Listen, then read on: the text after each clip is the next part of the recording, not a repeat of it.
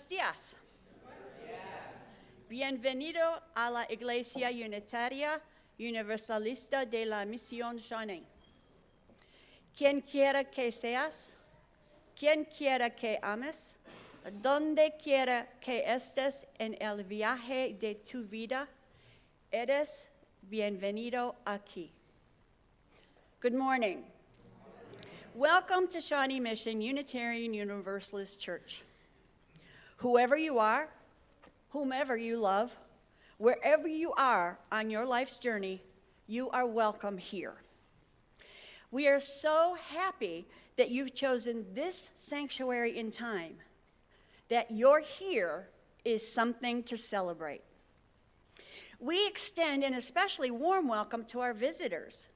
We'll be waiting to chat with you at the welcome desk after the service. Remember, we were all newcomers once. And if you're joining us online, please say hi in the chat. We now invite everyone to rise and greet each other.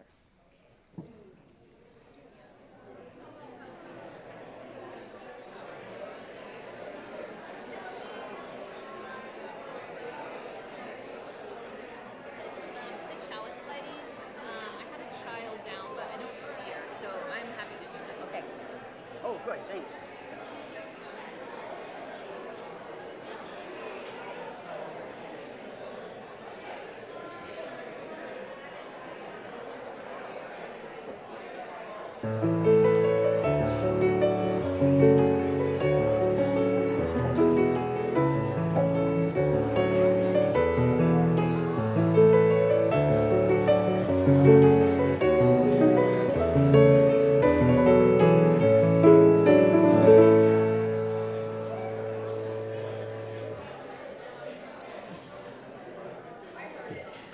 If you could please be seated.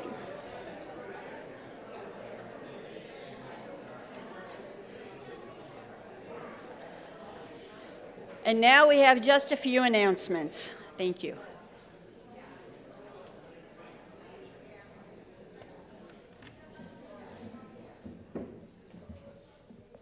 Good morning.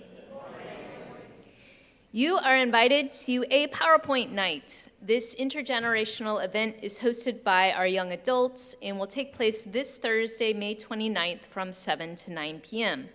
On this night, we will consider the profound question, how would a four-legged animal wear pants? You can pick the animal. Each participant will create a PowerPoint presentation, 5 minutes or less, that makes the case for how a four-legged animal would wear pants. There will be a winner for best presentation voted by your peers. If you plan to share a PowerPoint presentation, your PowerPoint must be submitted to me by Wednesday. All ages are welcome to join this fun evening, even if you don't want to prepare a presentation. Check out Realm and the newsletter for more information. And lastly, the final session of our UU History course is taking place in the multipurpose room at noon. I will be leading the topic of Unitarian Universalist consolidation. All are welcome and light snacks will be provided. And now an announcement from Fisk.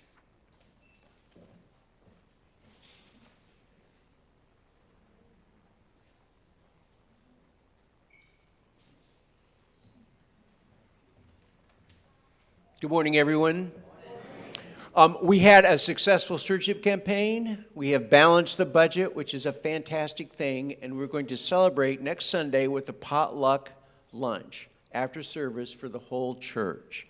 There's going to be an email that will be sent out. There's an event in Realm to help with signups, and if you would like to bring a dish for the potluck next Sunday, either respond an email or on the Realm event, or just let myself or Haley or Shay know, and we'll get you added to the menu for our potluck next Sunday, June the 1st, after church service. Thank you.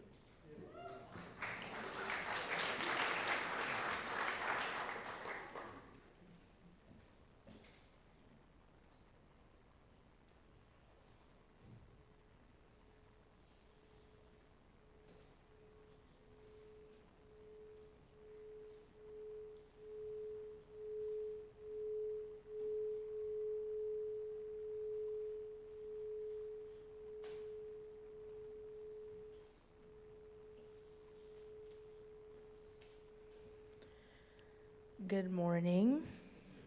It is good to be with you this morning. For those of you who might not know me, my name is Naya, and again, it's a joy to be with you.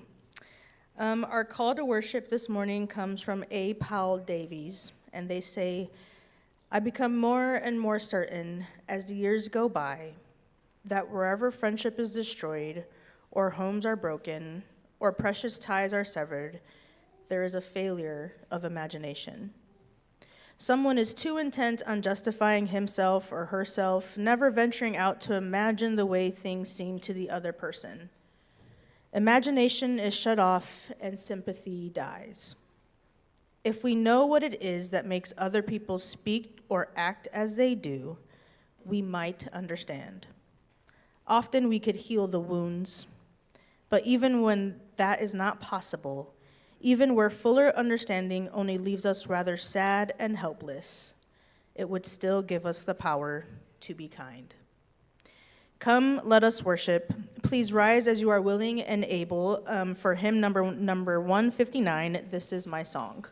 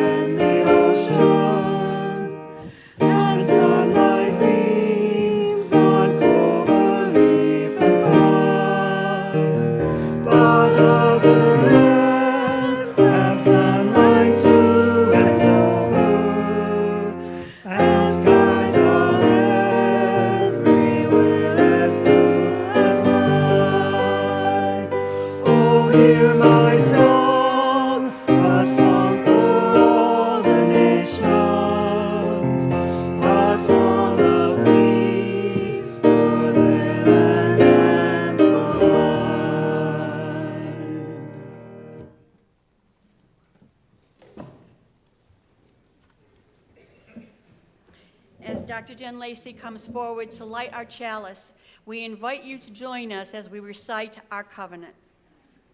Let us affirm that love is the doctrine of this church, the quest for truth is its sacrament, and service is its prayer. To dwell together in peace, to seek knowledge in freedom, to serve humanity in fellowship, to the end that all souls shall grow into harmony with the divine. Thus do we covenant with one another. All right, at this time, I invite all the children to come forward for Time for All Ages. And I want you all to sit in a circle, if you will. All right, good. We might have to expand a little further out so everyone can get in our circle.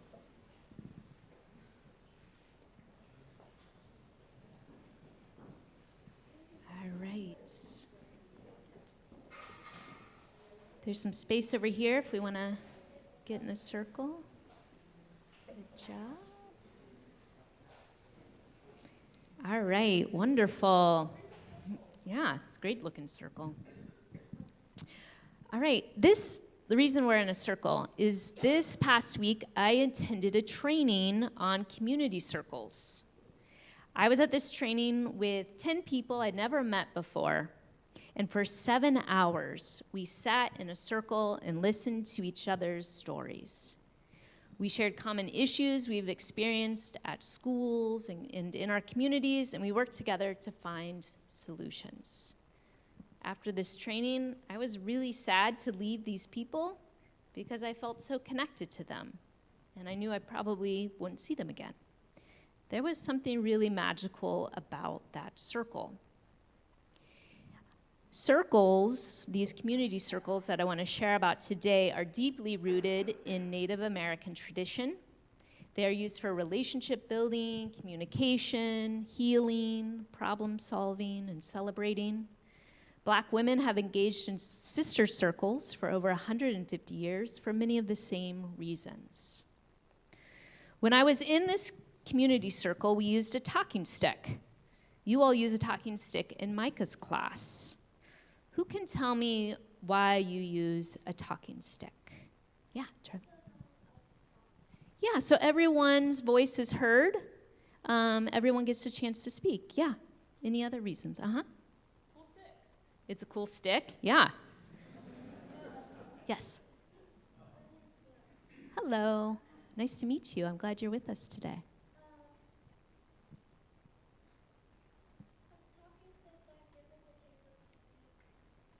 Mm-hmm. Yeah, it ensures that every voice gets to share. Oh, nice. You're how old? 9? Yeah. Awesome. And it also promotes a lot of listening. We take turns. And so we're going to practice. I brought a talking stick today that the Rings gave me one of my first years. It's a very cool looking stick. It has all the elements on it. And so we're going to practice using this stick.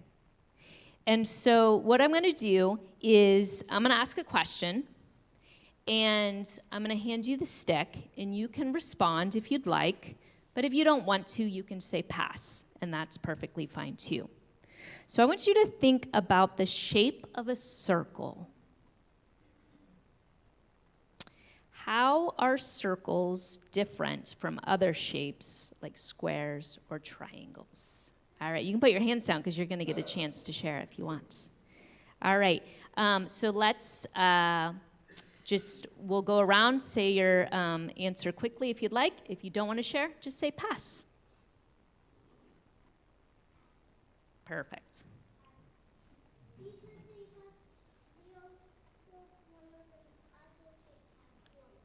Yes, circles do not have sharp corners.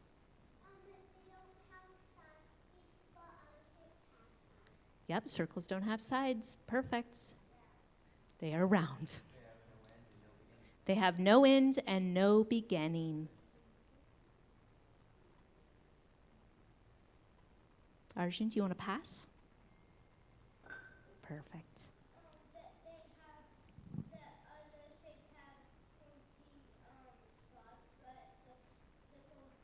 No pointy edges in a circle. They can go on forever. What did you say? Okay, yeah? Perfect.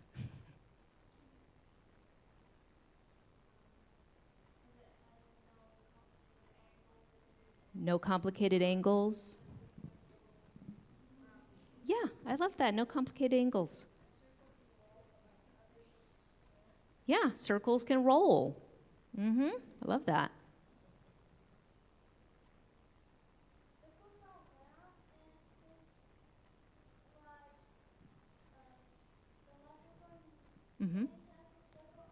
Yes, it's circular. The microphone is. Yeah.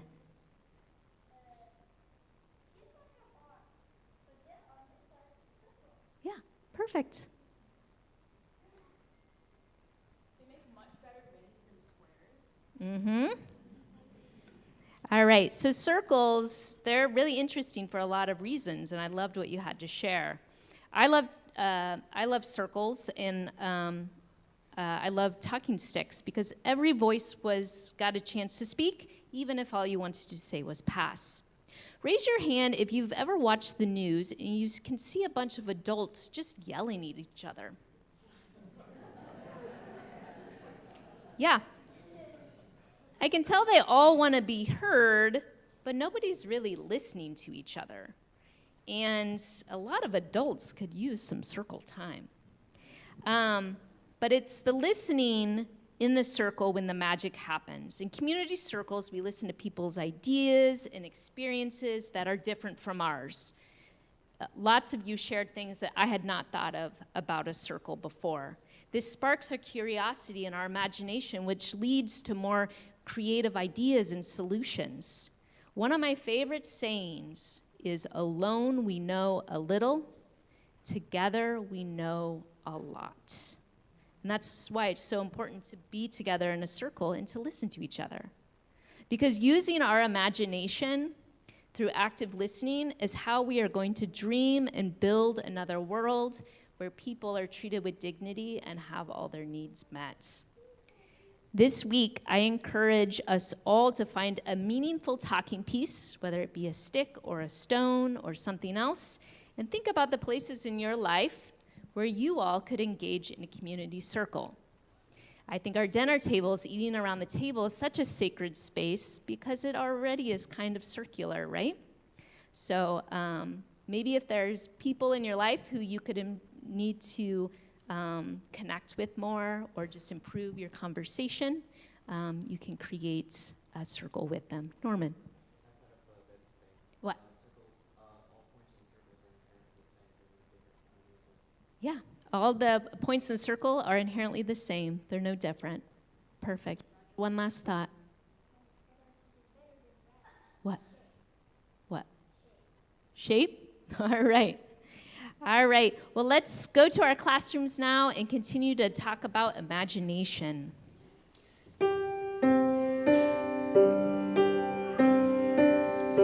Go now in peace, go now in peace. May the spirit of love surround you everywhere, everywhere you may go.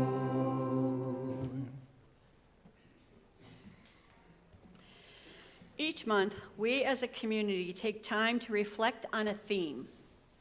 The children do this in their classes, and we do it here in worship and in our small groups. This month, the theme is imagination. I love to read. I have always loved to read. I love a good murder mystery where I can just sit down and get so involved in it, and my imagination imagines everything that's going on, that someone will say something to me and I'll startle because it pulls me out of that imaginary world. When I was a young girl, I read a book that had a profound effect on my life. It is called A Wrinkle in Time by Madeleine L'Engle. It's a science fiction story about a family whose father has been gone on assignment for the government for over a year. Meg, the oldest of the children, and Charles Wallace, the youngest, are befriended by three strange women named Mrs. Whatsit, Mrs. Who, and Mrs. Witch, and that's W-H-I-C-H. The women and Meg and Charles embark on an adventure to find Mr. Murray. They are taken to some of the highest heights of the universe, as well as some of the lowest. My imagination went crazy with all of these things that were happening, you know. The women take the children to a planet called Camazotz, where everybody is exactly the same.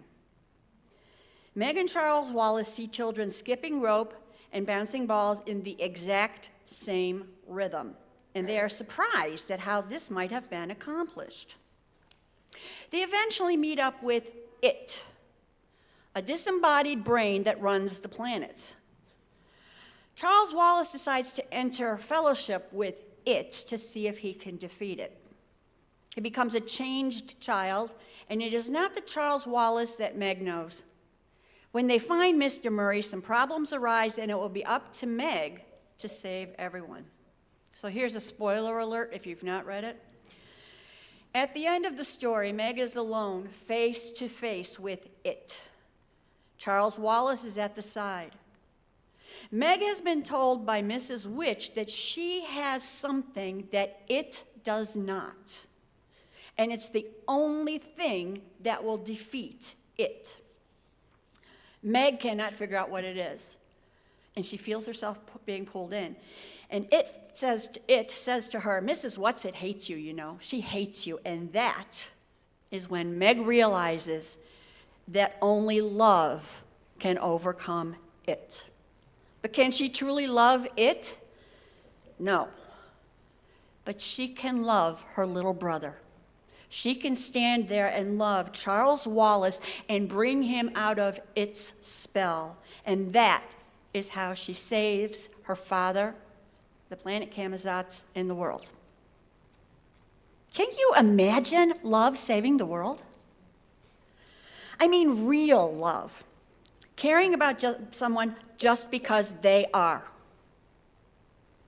Imagine what it would be like if everyone truly loved everyone else and was willing to accept all differences completely and understand that our differences are what make us special.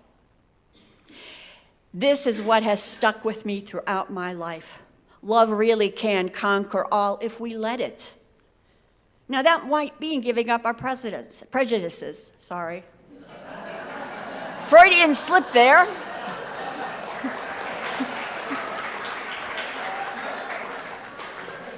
I meant prejudices.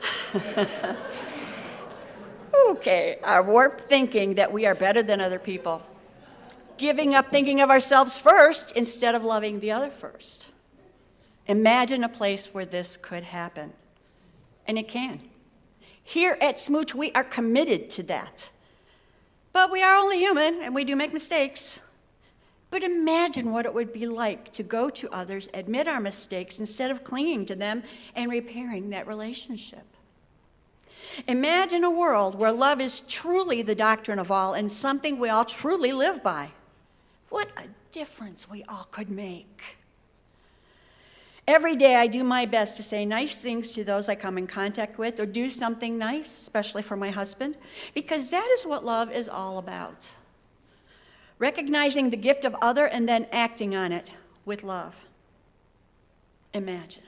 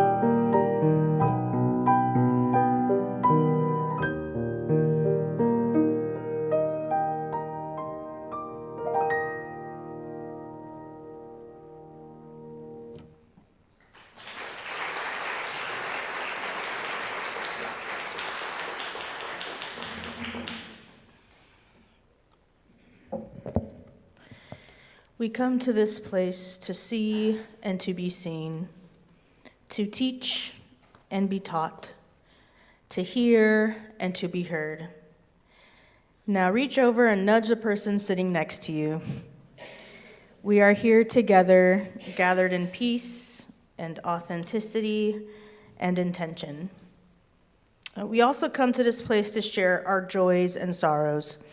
If you have a rare joy or a profound sorrow, please come forward and briefly share in 2 to 3 sentences and light a candle.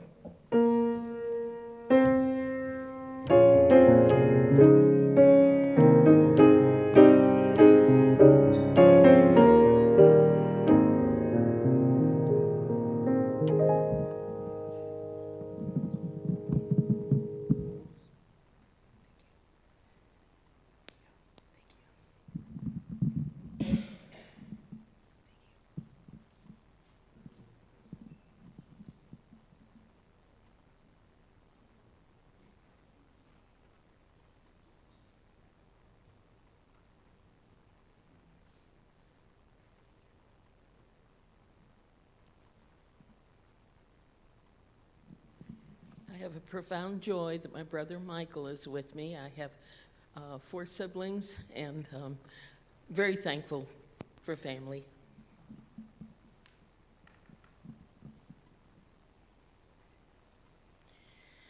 Light a candle for all those who may be suffering in our midst or outside of our midst. I also light a candle for those who served our country as we remember them. And I light the remaining candles for all those joys and sorrows that remain in the silent sanctuary of our hearts. Please sing with us.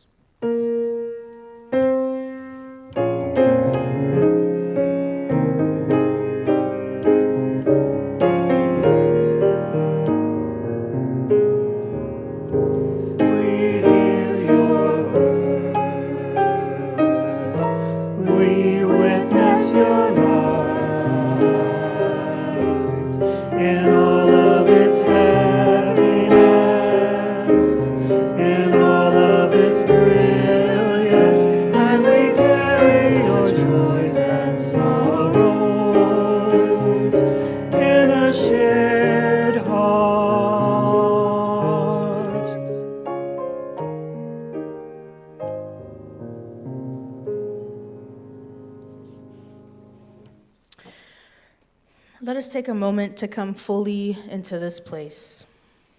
Put your feet flat on the floor and take a deep breath. Close your eyes if you feel comfortable and relax into your chair. Allow your breathing to deepen beautifully. Wiggle your jaw and melt. Notice an area that is tense or tight and embrace it. And say, relax. It's okay to relax. Let the bustle of getting here melt away and come into this space of holiness. Today, we think of those near and far who are experiencing war or loss, helplessness, or a lack of imagination. Hold them near and send them peace. And please join us for our meditative hymn, number 123, Spirit of Life.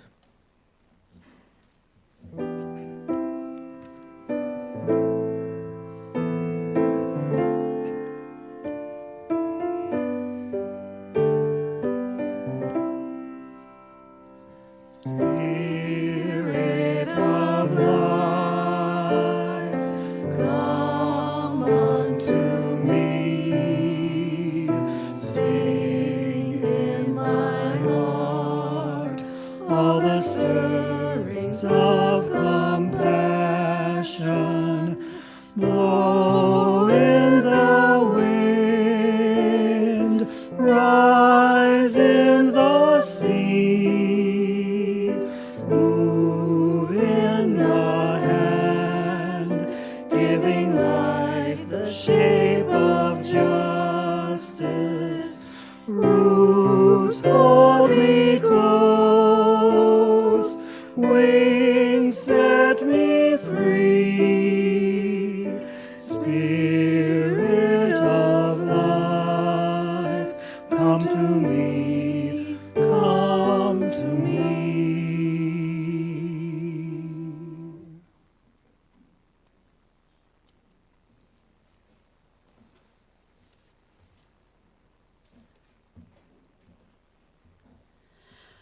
Our reading today comes from the speech, I Have a Dream, by Reverend Dr. Martin Luther King, Jr. I have a dream that one day on the red hills of Georgia, the sons of former slaves and the sons of former slave owners will be able to sit down together at the table of brotherhood. I have a dream that one day, even the state of Mississippi, a state sweltering with the heat of injustice, sweltering with the heat of oppression, will be transformed into an oasis of freedom and justice. I have a dream that my 4 little children will one day live in a nation where they will not be judged by the color of their skin, but by the content of their character. I have a dream today. I have a dream that one day down in Alabama, with its vicious racists, with its governor having his lips dripping with the words of interposition and nullification, one day, right down in Alabama, little black boys and little black girls will be able to join hands with little white boys and white girls as sisters and brothers. I have a dream today. I have a dream that one day every valley shall be exalted, every hill and mountain shall be made low, the rough places will be made plain, and the crooked places will be made straight, and the glory of the Lord shall be revealed, and all flesh shall see it together.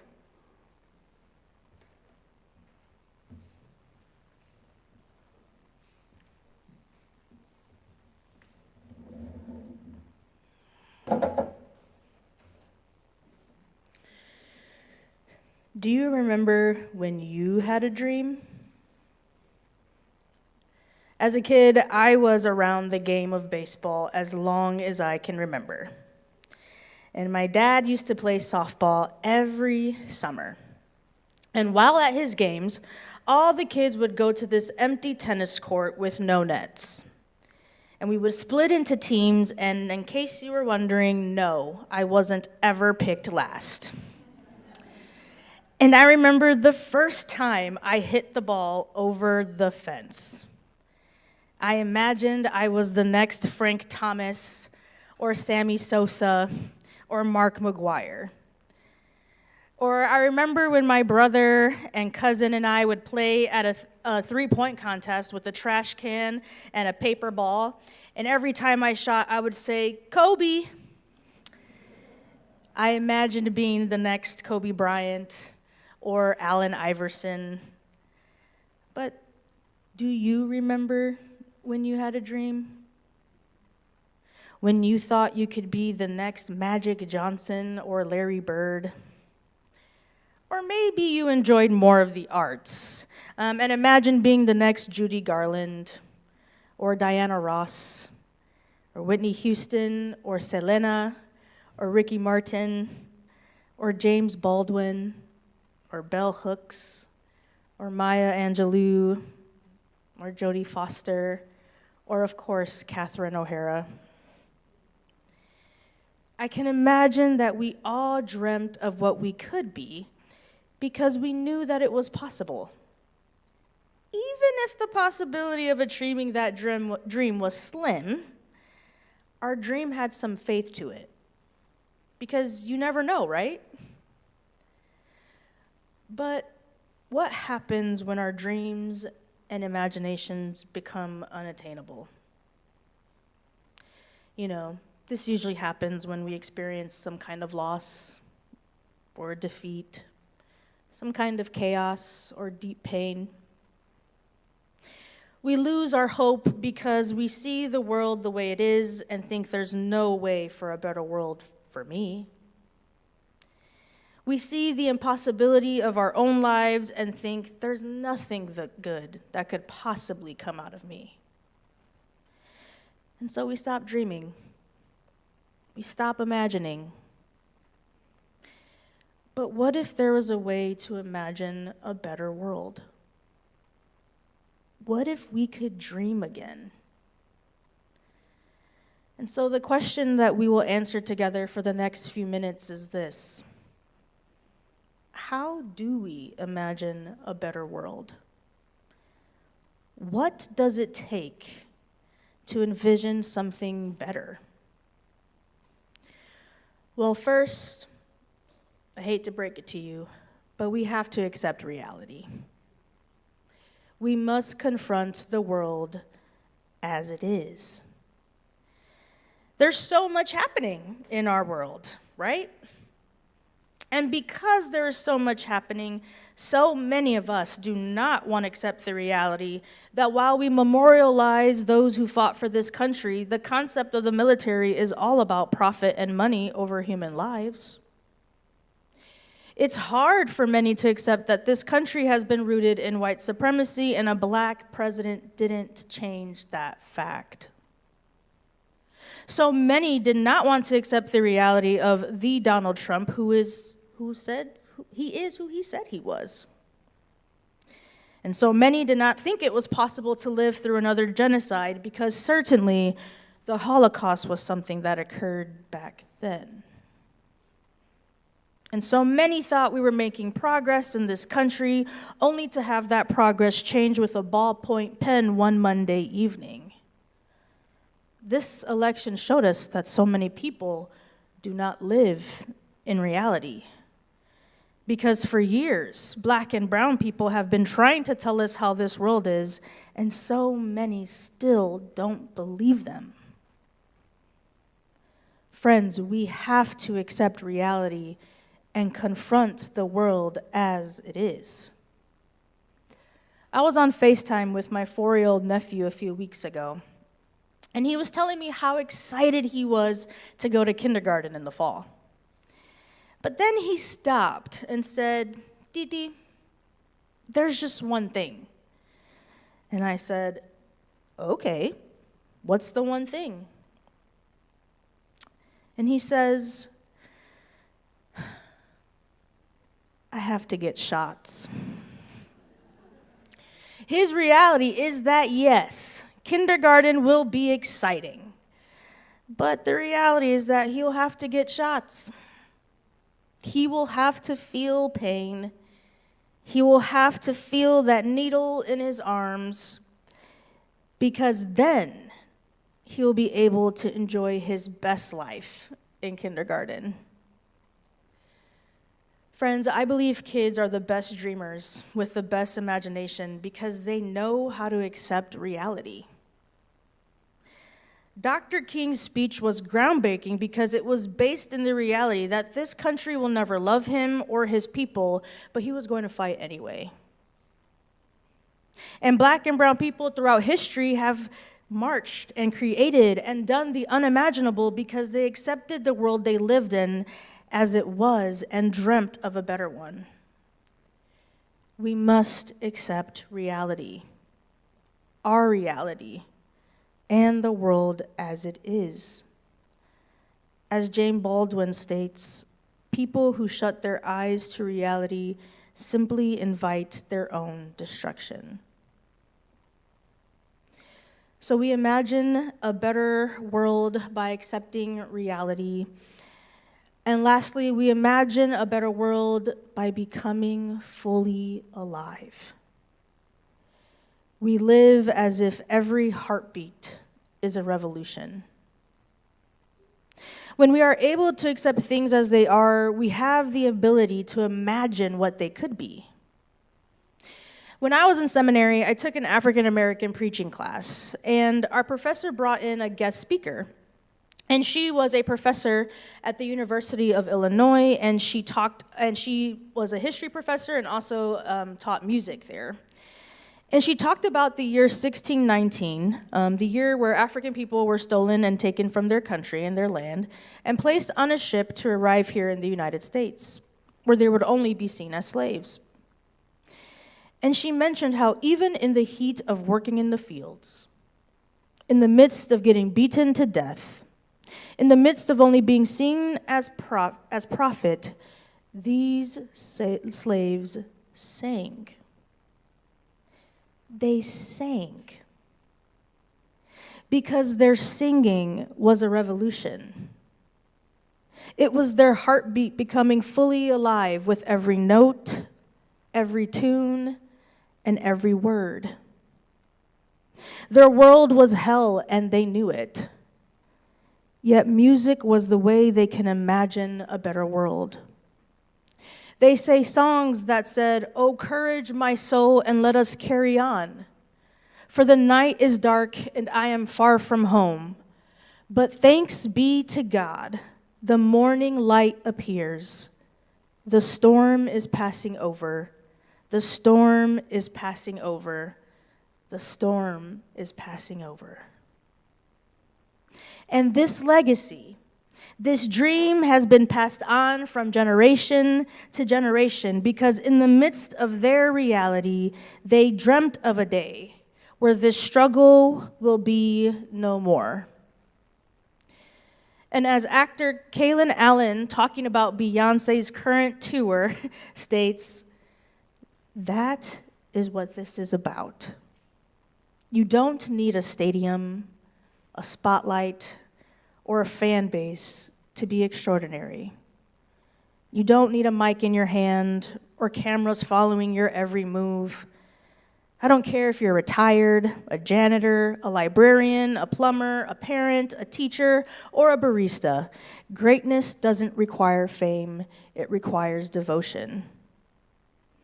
And we all have the potential to be the Beyonce of our own lives, to move with precision, passion, and pride in whatever space we occupy, to wake up and do our work like it matters, because it does. The world doesn't need more celebrities. It needs more people who are fully alive in what they were meant to do. Last night, my 7-year-old nephew was messing around with my oldest niece, and my wife and I decided to ask, "Liam, what would be the first thing you do if you were president?" And he paused and said, "I don't want to be the president." It was being a little silly. But then he responds, and he says, "I would give houseless people money. I'd give them a house. I'd give them food, but healthy food. And I'd give them a car." And my wife and I chant, "Liam for president, Liam for president."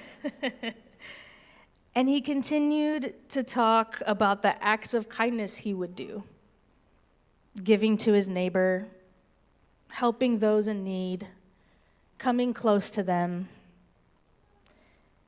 Liam for president. Can you see it? I can.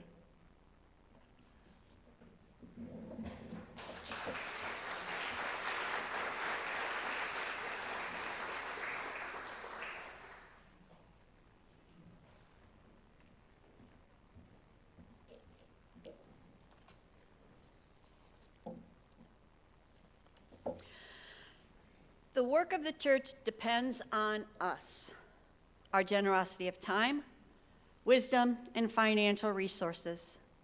We invite you to give generously to support the ongoing work of this church.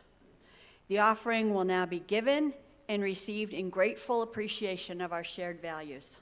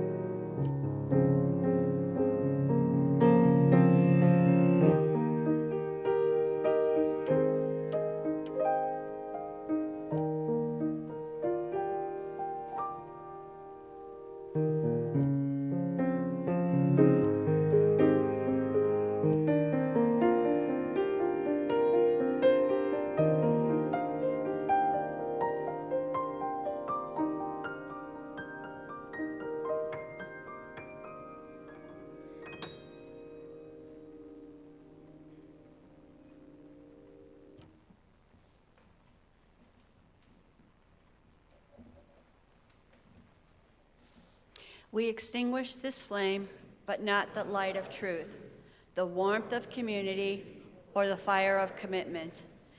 These we carry in our hearts until we are together again.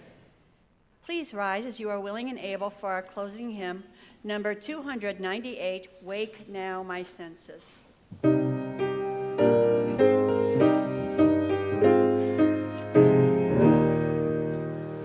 Wake now my senses and hear the earth call.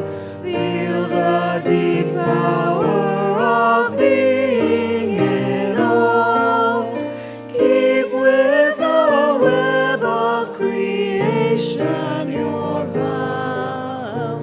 Giving, receiving, as love shows us how.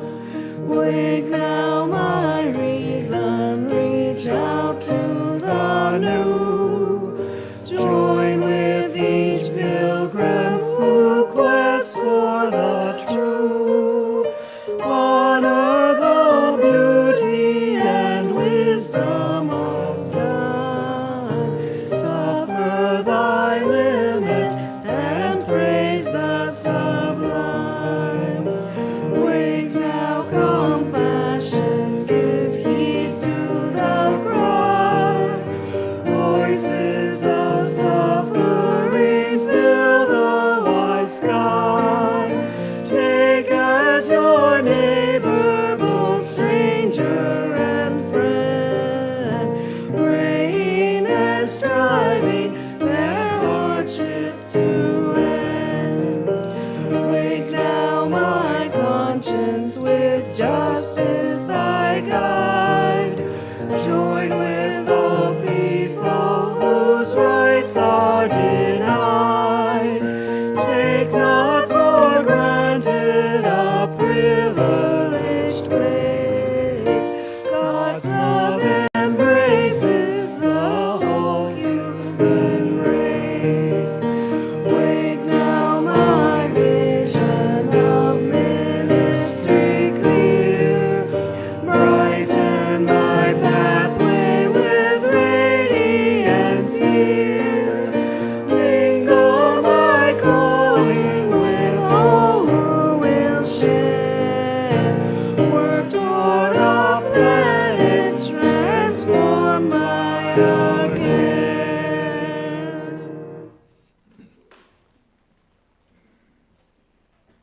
This week, I ask that you accept reality and then take the risk to dream of a better world. Go in peace.